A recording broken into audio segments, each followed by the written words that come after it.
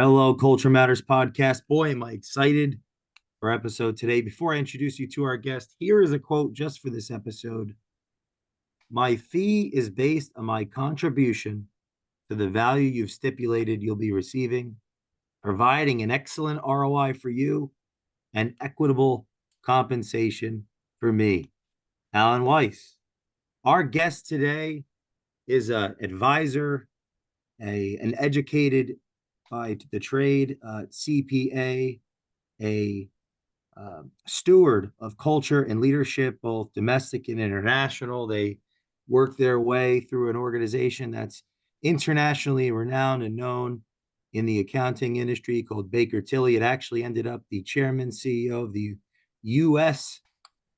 region, branch, division of that organization. And today they advise CEOs, founders, leaders of business in multiple industries, and have are breaking the mold. And I had the pleasure of meeting them on a flight from RSW to Atlanta, Georgia. So it's my great blessing to introduce you to Alan Whitman. Thanks for coming on the show, my friend. Jay, great to be here, and thanks for having me. And you're right, we sat on a flight. You were working, you were writing handwritten notes, if I remember correctly, to clients, I believe. And I don't know what made us start talking because you either talk on a plane or you ignore each other on a plane. And you were bold enough to talk, which I appreciate. And one thing led to another, and here we are, I don't know, 3 months later. I think you mentioned maybe you were either getting married or you had recently gotten married. So there you got the ring. Sir, So, got the so ring. as my mother says, I'm supposed to say best wishes. I don't congratulate the groom or bride. I congratulate the parents. So best wishes to you and your bride. It's great to be here. And listen, when I heard the Culture Matters podcast, great title, great theme, and looking forward to our time together this afternoon.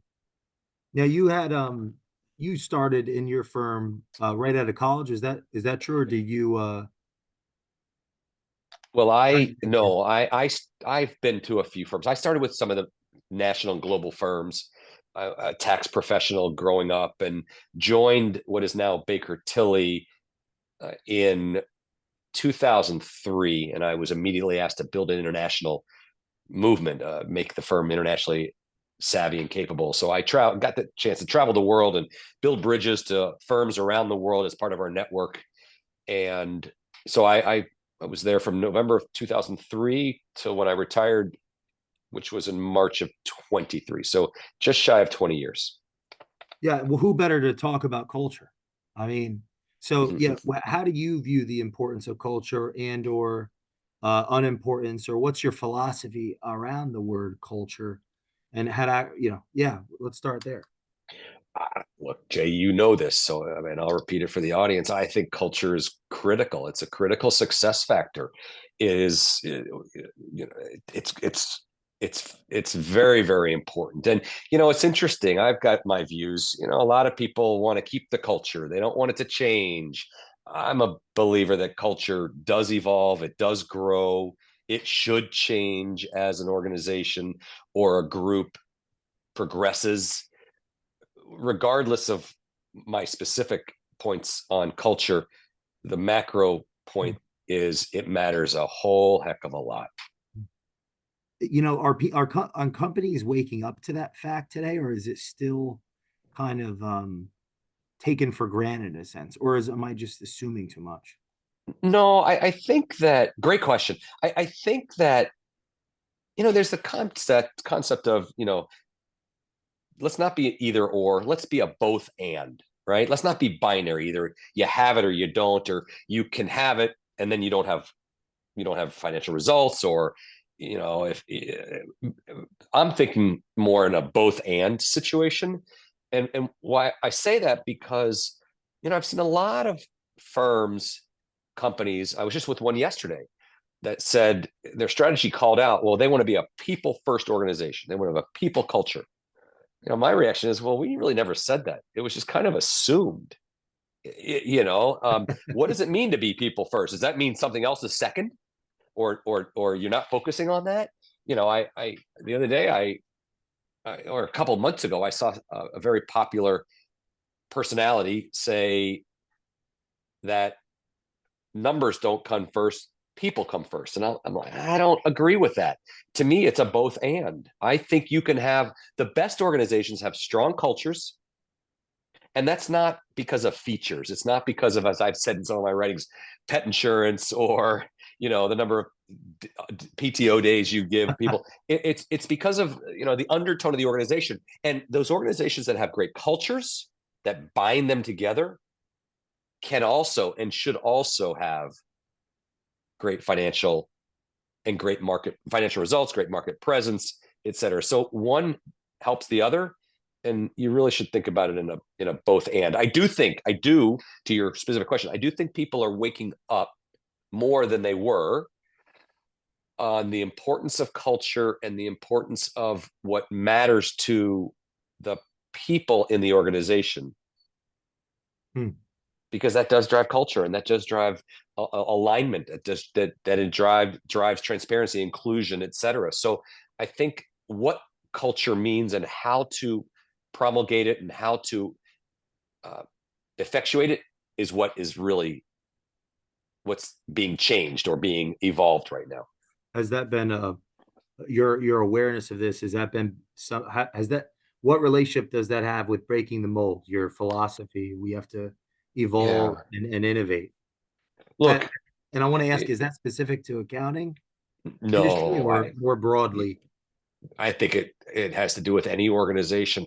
Look, when I became the CEO of Baker Tilly, my predecessor and partners had a wonderful run, despite being in existence since 1931. And again, I became the CEO in 2015. It was really, in the modern era, a first generation firm. Yes, it had been around since 31, but it was really a first generation firm. And I knew in order to scale, the company was 475 million in revenue. In order to scale, we needed to evolve, transform the organization. We needed to do different things. We needed to think differently. We needed to break the mold of how we had been doing things for years. And, you've seen I think it's Schwartzman. I think his name is Marshall Schwartzman. The cover of the book is "What got us here won't get us there," right? So what got us to 2015 won't get us to, or 475 million won't get us to $1.5 billion.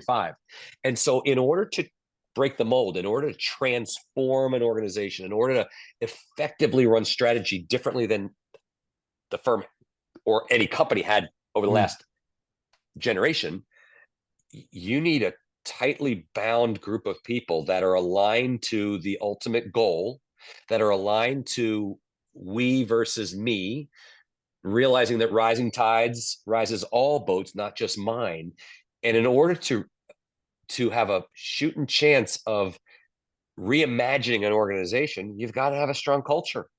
And it's not a strong culture being nice. It's not a strong culture of being empathetic. Those are all important things. It's a strong culture of what binds people together to work for a common cause. Hmm. In one of your podcasts, you had mentioned that dynamic of the partner and their book versus the company with the client's book. Can you unpack that? I love that. Yeah, wow, you're testing me here. Great, great, great Well, I stuff. thought it was so So, brilliant and needed. well, thank you. So, look, as smaller firms, especially in the professional services industry, grow up, it's a very vertical organization. Partners or managing directors or technicians that are building their part of the organization. And normally at the smaller size, the organization is the sum of the parts. And that's good for the first phase. But and if you want to scale, you have to shift from being an organization that is the sum of its parts to being an organization that's made up of its parts. What do I mean by that? Baker Tilly was a phenomenally successful organization, was the fastest growing firm between 2000 and 2010, made up of its parts, all the partners' books of business, et cetera. For us to scale, to leverage the benefit of the organization, we needed to shift to having a corporate strategy that everybody aligned to and everybody had a part in, and the partners couldn't just go off and do their own thing. And then at the end of the year, come back to the huddle and and and and hopefully the aggregate meets our objectives. Mm. I mean, look at a basketball team, look at a football team. It's a symphony. They've got to work together versus each of the individual contributors are off doing their own thing. It'll never work. And so I was again talking to this firm that I met yesterday. The huge shift was realizing that the strategy of the organization was first and foremost, and everybody in the organization was here to execute the strategy. And if you, go ahead. Yeah. well, and I'll give you an example of where this gets really, really granular. Whenever you're transforming an organization, there are change, whether you're implementing a CRM, client relationship management system, a new software program, whether you're doing a new implementation of some sort of a process, and people don't like change. And I understand that. I get it. It's hard. You've been doing it this way for so long. Why? I don't see the value. And what I started talking to my colleagues about is, guys, gals, it's not about the thing I'm asking you to do or we're asking you to do. It's not about implementing a CRM. It's about the fact that you're off strategy because you're not implementing this item. And when you tell somebody they're off strategy, wow, that's kind of a dagger to the heart. This is about strategy, and every little piece of the puzzle is to make the strategy there, and it's all connected. And so that was a huge shift. And thankfully, with all the great colleagues I had, friends I have at Baker Tilly, we were the orchestra was working, the puzzle pieces put together, and everybody was aligned to executing this strategy, which made the already difficult thing of scaling an organization obtainable. Do you think in the absence of that collective strategy, people can naturally compete against each other internally versus competing against the actual competition?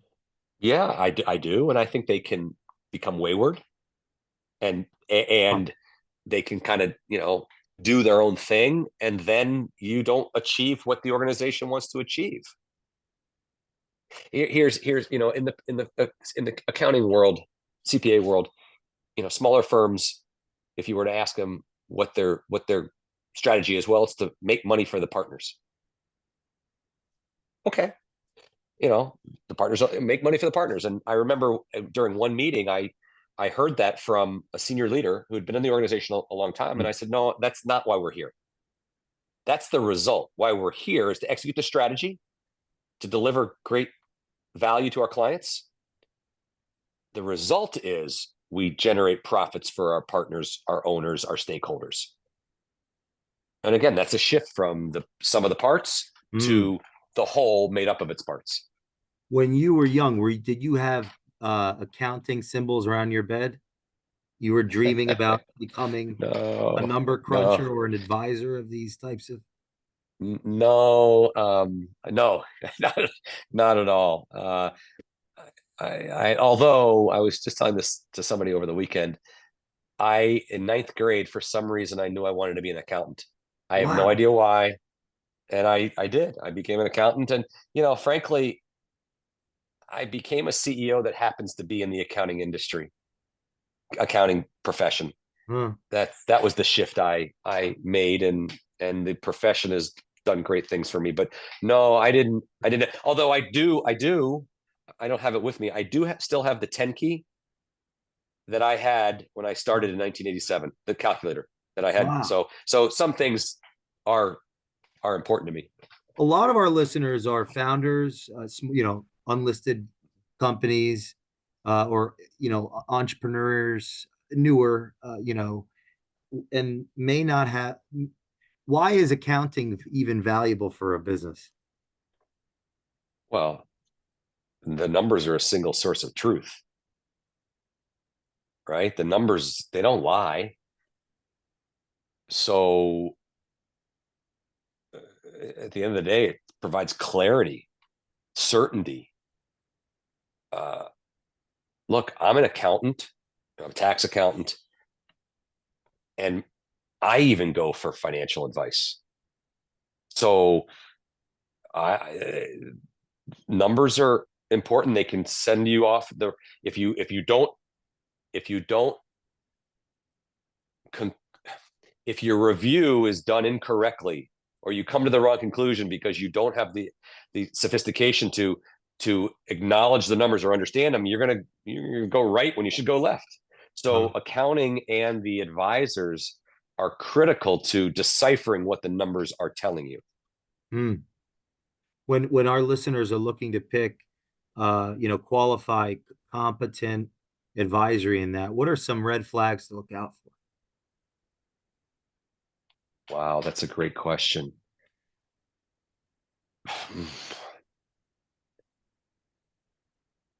I think accountants that don't tell you no and O are a problem, or should be considered. Um, I think if in picking an accountant, you're going to want somebody that understands your industry, Mm. your space. I think you want to find an accountant who advises people like you and people that are more successful or more complicated. Their businesses are more complicated. You don't want to be, it's like, you, you don't want to be teaching him or her, I right? could see that being a problem. Well, so and look, I think the person that doesn't have time for you, the person that just wants to do the project and move on, the person that doesn't want to build a relationship. I mean, look, it's no different than my investment advisor, my kind of my business advisor. We have a very close relationship. Hmm. He's extremely, uh, he knows everything about me, and he knows the accounting side of things as well. Hmm. Now, was it Israel that was your first international Mm. integration? Yeah, you're How good. did you Good. build trust? Yeah. So when I became the international leader, I traveled the world to the various conferences that the network put on, and I met a gentleman by the name of A.L. Horowitz. A.L. and I are very similar in age. We struck up a relationship, and we realized there's a huge play between the Tel Aviv Exchange, the Nasdaq, and the AIM, which is basically the Nasdaq of the UK. And we became friends first, and then we built a business together. And so he and I are still close after these 20 some odd years. So building a trust was actually very easy because we became friends pretty quickly, Hmm. and we knew we needed each other. Hmm. And then we did it in Germany, and we did it in China, and we did it in France and the Wow. UK, and culture and the differences of culture are critical to understand around the world. I can tell you though that on all those countries and more that we built these businesses with, the trust was the first thing. How did I build trust? You go to their house, you have dinner with them, you talk about their families. No different than how you do it here. Hmm. People may have grown up in Germany or Tel Aviv or Shanghai or Shenzhen. They're still people, and you've got to spend time building trust. They may do it differently. That was a phenomenal time in my professional life, and I would I would never I wouldn't do it differently. It was a wonderful experience. How did you keep your performance high with all the travel? Jay, people ask me, do you like the travel? When I was the CEO, I was, I had 150, 160 segments a year. It's not, there are people that travel much more than me, but and that's a lot. And a lot of them were overseas. And my answer to that question, do you like the travel, is listen, I love what I do, and travel's part of it. and travel gets me to where I need to be in order to do what I love to do. So I don't think of it as travel. I think of it as just part of my responsibilities, my professional life. So I never even think about I don't like the travel. Hmm. I never even give it a thought. Despite it being a challenge, despite it being frustrating at times when things get canceled. Okay, that just happened, you know. So how did I keep my performance up? I very early on in traveling got my system down. I knew my structure of how I would travel, how I would pack. I would go overseas, unless it was Asia.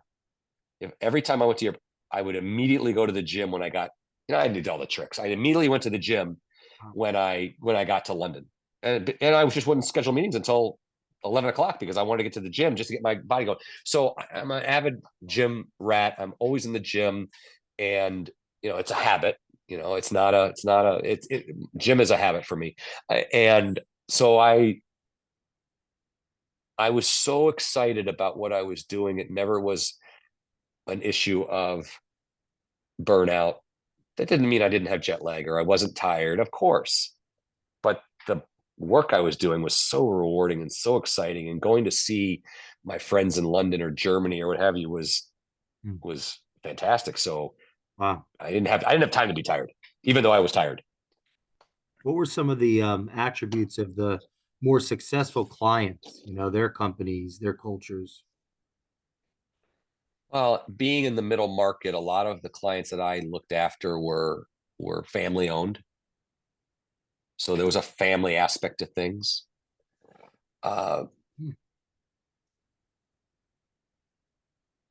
I was very fortunate to be associated with a number of clients that were very good to the community, philanthropy.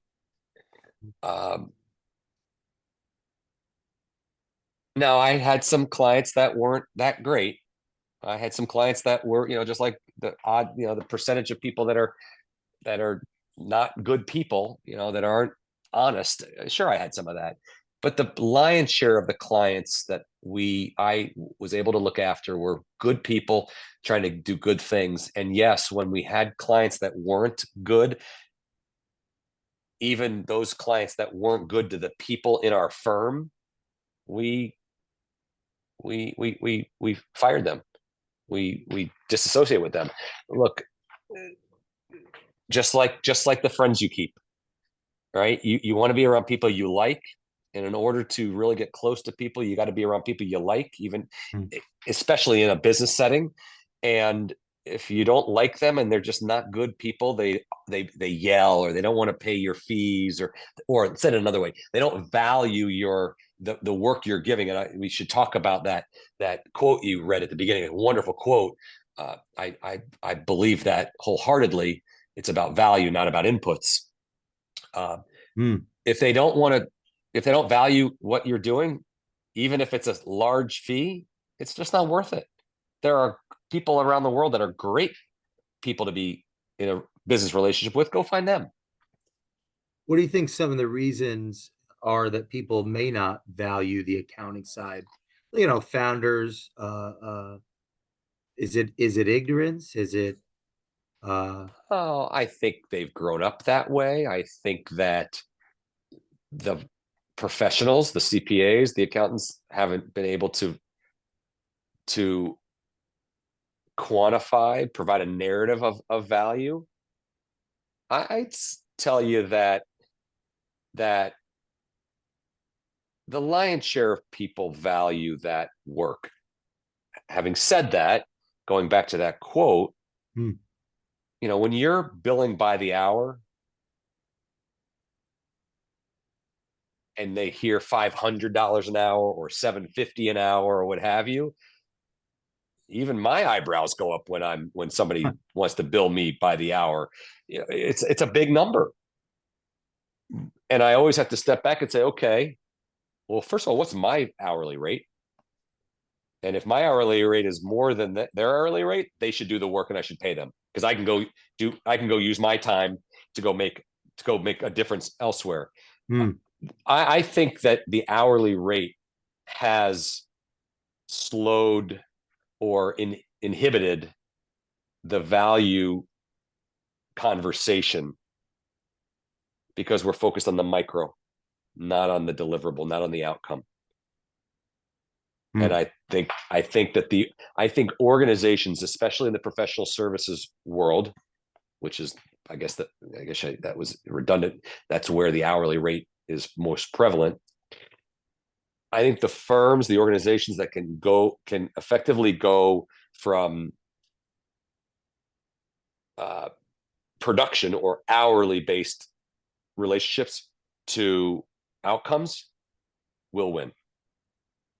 How can one, yeah, how can one make that leap if they've been used to, so, yeah, billing by the hour, let's say? So someone just says right now and says, all right, this is how much I value my hour by, and this is how much I think the amount of time will take. And they're used to saying, all right, it's this much because of this amount of time, to take that leap into. Well, look, I bet you that even consumer products have some, in coming up with the price that the market will bear, it has some connection to the inputs. So you have to start off at some level with the inputs and then quickly go to the explanation of this is the value. This is what it took me to this is the intellectual capital, the resources it took me to get it, and this is the market. I was talking to a young man this morning who I hadn't met while at Baker Tilly. He reminded me we worked together, and he left Baker Tilly to start his own firm, and I was pretty impressed. He was asking me, how do I price my product as companies scale? And I say, well, you got to come up with menu pricing, and you may not get it right the first time. You may come to the point where you've overvalued your service, but at least you'll know, Hmm. right? And then you've got to determine, did you overvalue it, or is the client not the right client for you? And so it's really it's art, and it's a touch and feel, and it takes some time to find the right balance. It's there's no formula. It's easier, I guess, to do it by the hour. Sure, hours times rate equals revenue. To me, that's antiquated, and Interesting. it slows you down. It's about what you deliver, not what you put into the machine. Because here's a point, Jay. What happens as people automate and they use AI, or they use machine learning, or they use offshore talent? You're telling me that the tax return or the project that I deliver to you, even though I use somebody that costs less, the value of that project is less because I'm using technology to. No, it's not less. It's the same product. I'm Hmm. just able to do it faster. Maybe I can get it to you quicker.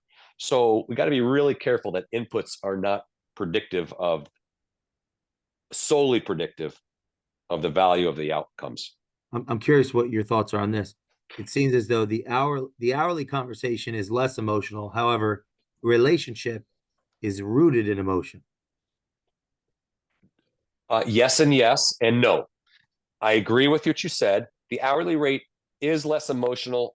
However, it gives it gives the client the opportunity to chisel away at, well, it shouldn't have taken you 5 hours, it should have taken you 4. And I'm not paying 200, I'm paying 180. And then you're stuck for the next project versus I'm going to look at this project. It's hard, Jay. Or It's I'm really talking to my hard. attorney and I'm worried. Is the clock on? Okay, fair. Like I've thought that before, I'm and I sure think you have. I I'm think they're 1 in a million. But maybe I no, resent that a little bit. well, they may very well be, but step back. It's an exercise for you. You got to step back and say, okay, what did he deliver to me? What was the outcomes that came from my relationship with him and all my calls and the comfort he gave me? And he kept me out of trouble. And he did things that I couldn't do.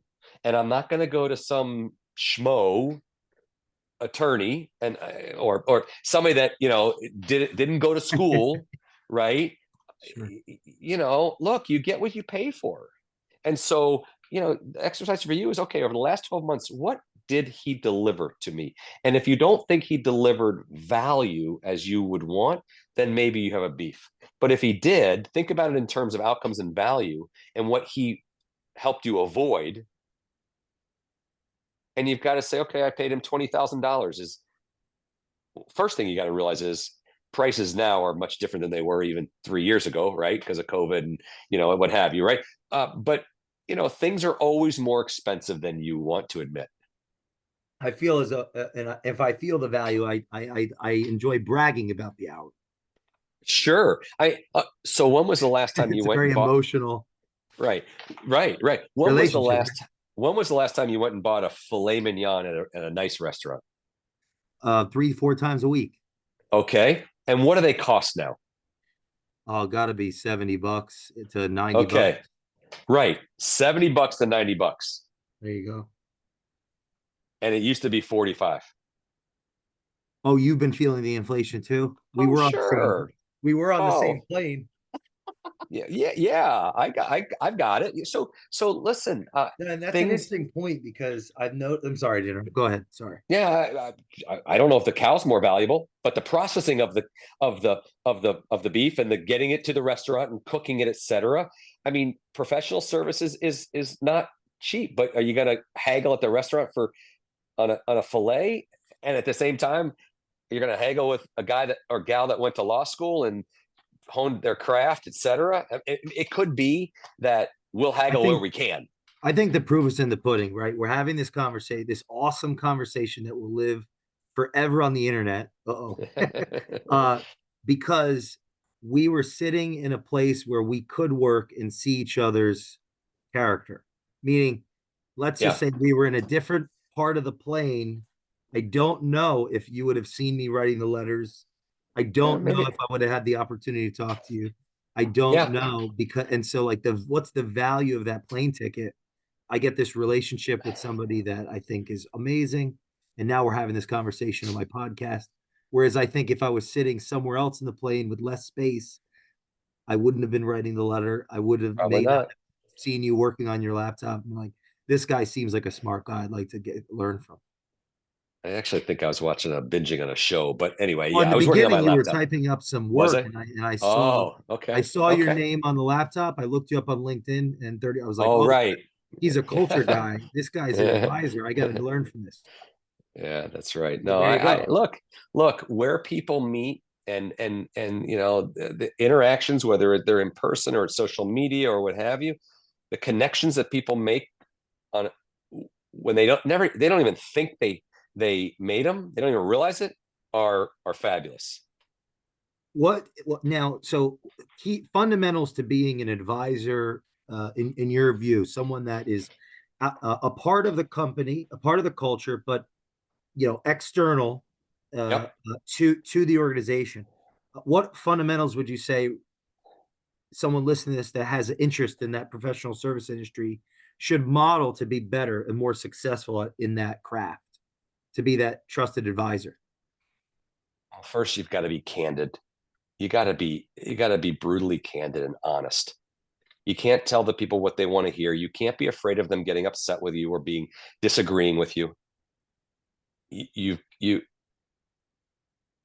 you, you I told a group yesterday who I admire a lot. I told them that I thought that their strategy was missing quite a bit. And they don't need to listen to me, other than they need to respect my opinion because of my experience. So you need to be candid. You need to tell them the truth, and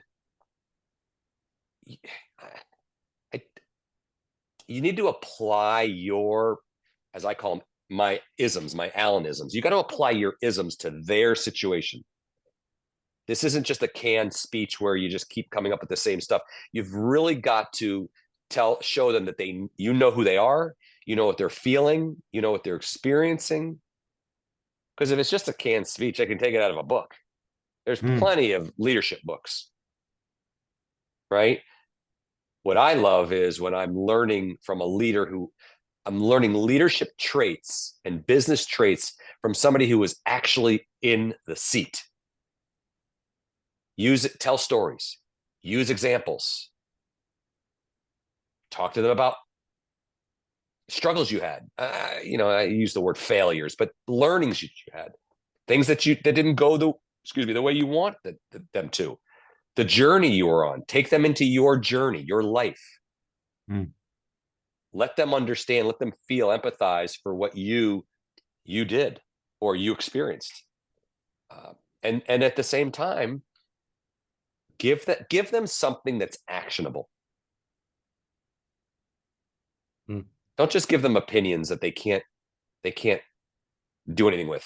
Give them something that they can think about, they can act on, so that the conversation continues to happen even after you leave the room. I got a message this morning from the CEO of the firm I was meeting with yesterday. I was meeting with her board, and she thanked me and said, listen, we continued the conversation after you left, and the one point about X, Y, and Z, and it was about being the firm versus some of the parts. It took us another hour to really dive into that. That really resonated with all the leaders. That's when you made a difference, when there's something that they want to continue talking about themselves. Now, whether they implement it or not, I don't know. We'll see. I hope that I get to work with them. The point is, what I said resonated with them, which is good. So, be one of them. Realize that you're where they were. They're where you were. Be real. What are some books that have stood out to you over the years that have resonated with you? Things that led to practical insights? So I just read the book, The Almanac of Naval Ravikant. I love that book. Right? I think we may have even talked about it in the plane ride. Unbelievable book. I love the Growth Leader by Edinger. Great book. About growth. Has some really cool, really good strategy and organizational design comments. The book about that, there's a book, something Curve, that the CEO of Korn Ferry wrote. Oh, I actually don't know. The something Curve. All right, but if you get Korn Ferry CEO and look at it, it's got something Curve. That was a great book. The Founder's Mentality was a great book. It talks about the 4 quadrants of a company: startup, insurgent, stall out, and free fall. Great book.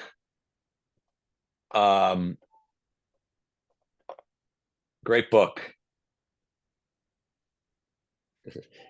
I was trying to find that book. Korn Ferry. What type Korn of company Ferry. is Korn Ferry? Korn Ferry is a staffing company. It's a headhunter company. Gosh, I can see it. I just can't recall. It's a something Curve. The morale, maybe it's the morale curve. I don't think that's what it is. So that's a good book. Let's see. No Rules by Netflix, by Reed Hastings. Right. That was a great book. Diary of a CEO. Stephen. Great podcast.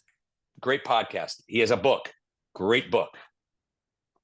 Great podcast. What's your take on podcasting? Do you listen to podcasts, or has that been? Oh, I do. Oh, yeah, I do.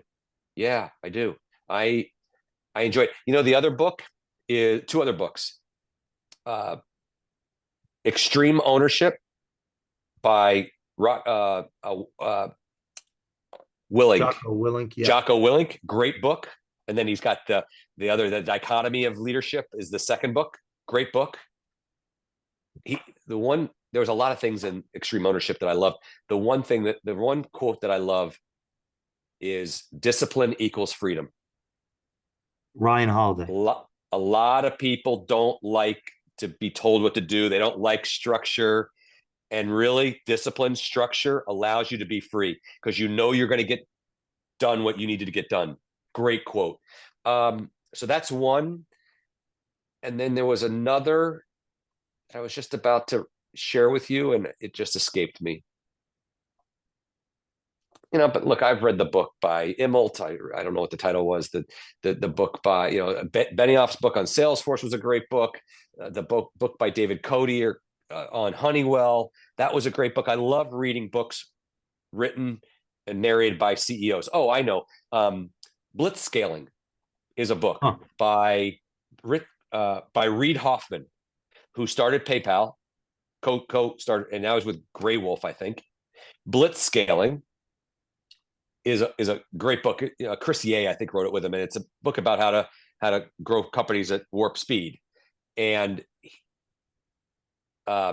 Reid Hoffman has a podcast called the Masters of Scale. Great podcast. Great What podcast. qualities make a great CEO in your estimation? Like,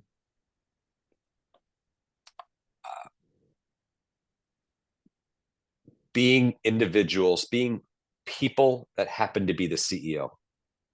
I always would tell people at Baker Tilly, I'm just Alan, and I happen to be the CEO.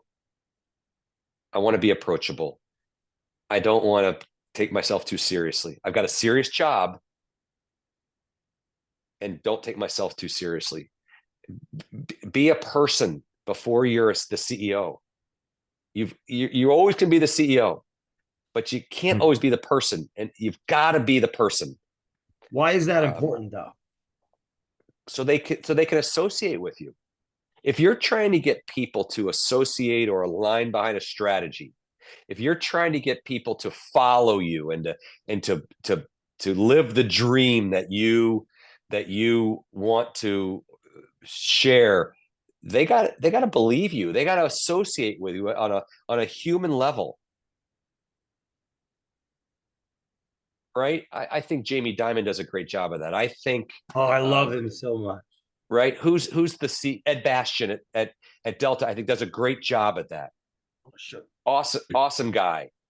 Right? This one, The Last Man Standing.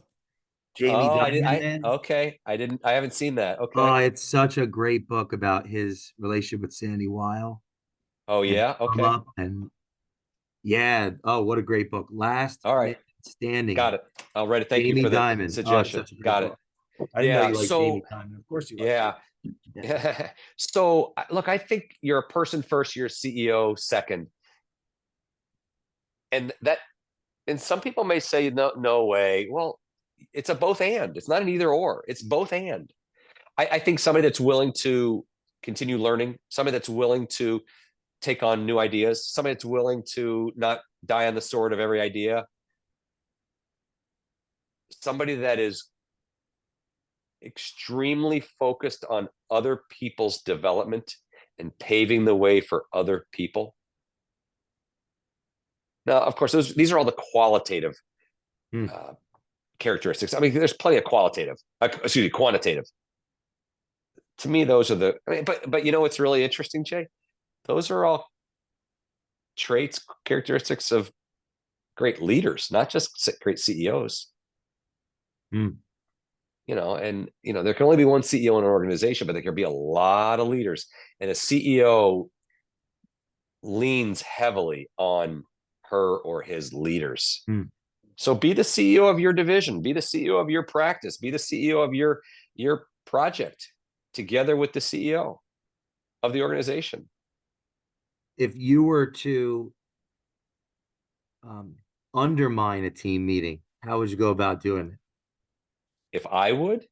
Like, you're going to recommend to our audience how to just ruin a team meeting. As Charlie Munger would say, invert, always invert. How do we destroy a team meeting? How do we make it just awful? Nobody wants to be there.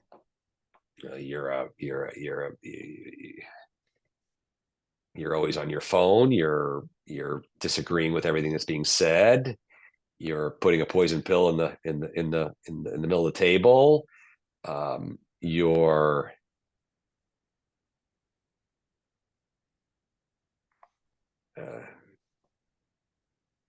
body language is so bad. I mean, there's all sorts of ways. You're a blocker of any progress. right? So there's all different ways to undermine the progress of a meeting. How can the leader facilitate a meeting that leads to results?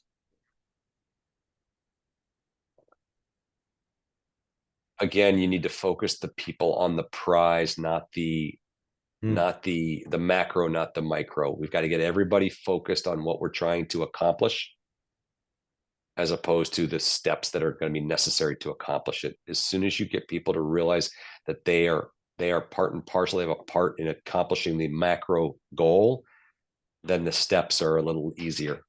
Hmm. One of the other things that I always like to do, in any organization, when you've got a major project or you want to do something different, there's two ways you can ask the question. You can ask it, hey, can we do this? And there's only two answers to that question, yes or no. And inevitably, the answer is no, because people don't want to change. And so I always start new endeavors or new conversations off by asking the question, what will it take to do this? And people may not want to do it, but they'll have to tell me, what will it take? And that's an open-ended question to figure out what it will take, and then we can make the decision whether we want to do it or not. So start by getting people engaged in the discussion on solving for X, i.e., what will it take? Take the whiteboard approach to it, and then you can determine whether you should do it or not, as opposed to get people on this side, binary, this or that. You get that, and you're going to get people that are going to say no, and you're going to flush them out, and they don't even know what it's going to take. They don't even know. It's mostly because they don't want to do it, not because they can't do it. What's your take on listening? Well, look, there's plenty of books that say leaders should speak last, and listen first. You got I got two of these. I got one of these. 2 ears, one mouth. I think listening is critical, and over my years, I've been at times a very poor listener, and it's less about me not wanting to listen. It's more about me wanting to make my point. I can always make my point. As the CEO, you always get the last word. You can always make your point. And Hmm. so don't try to make your point. Let everybody else make their points and then make your point. That's hard. That's a hard thing. Uh, and it's a very valuable thing if you're able to do it. What makes it so hard? Because most people want to solve for X. They want to solve this issue. They want to remedy the issue, or some people want to be seen as being knowledgeable. People want to participate. They want to engage. So most times I'll give people the doubt. I don't believe that people are being malicious. It is a learned skill to listen before you talk. It reminds me of I'm a big believer in coaches, and early on in my tenure as CEO, my coach, after talking to me in a meeting or watching me in a meeting, she handed me a piece of paper with a number on it. It was like 65. And I'm like, okay, I have no idea. She goes, that's how many ums you said in the first 3 minutes. 65. Well, that got me going. I'm like, no way. And then I realized, yeah, I say ums a lot. So I quickly solved that. It wasn't easy. And it's no different than something that, we're not taught that in school, to listen first, or we don't learn it. We may be taught it, we don't learn it. So yeah, listening is a critical point. You talk about outcomes versus inputs, not or and so what are some of the outputs of having coaching or a coach? Better increase self-awareness. You're getting an outside in view. Look, I see everything through my eyes, and I'm biased. Whatever way I am, we're all biased. We see things the way we see things. But having somebody that you've given the authority or the permission to just say it the way it is very hard, and it's very liberating, if you will. Hmm. The value of a coach is they're a good coach is looking out for you. They want you to be the best person you can be. And so whenever they tell you that, like the ums, they're not trying to criticize you, you're trying to help you. So, but, and for me, it was self-awareness, which made me a better leader and a better person. Also, it allowed me to slow down for just that hour, that 90 minutes a week, to slow down, work on the business, not in the business, or work on myself, not do a project where I really can focus on what's important versus solely working on what's immediate. How is it correct to say accounting industry? Is that correct? Yeah, CPA industry, accounting How industry. is Yeah. the CPA industry uh, being disrupted, or how do you view it